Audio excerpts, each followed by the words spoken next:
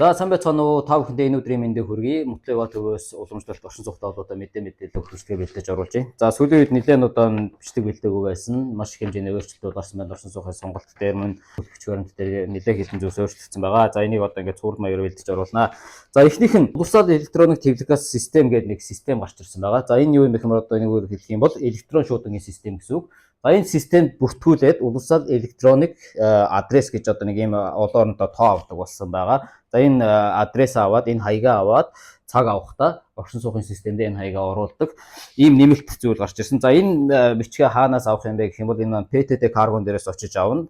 За PTT Cargo дээрийн гадаад паспорт орчин суугын хамт очиод тэгээд тэнд дугасаа энэ формыг авахд бүглэх шаардлагатай нэг тийм юу байгаа. Анкет маягийн зүйл байгаа. За тэр формыг бүглөөд тэрэн дээрээ болохоор өөрийн идэвхтэй хэрэглэдэг мэйл хаяг байх ёстой. Мөн ажиллагаатай утасны дугаар байх ёстой.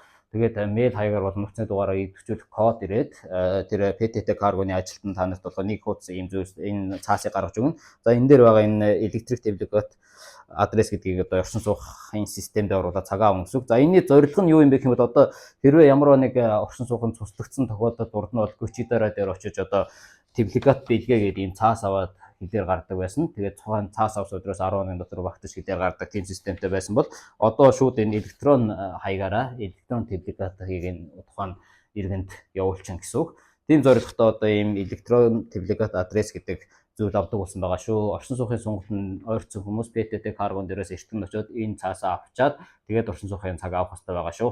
За амжилт хүсье.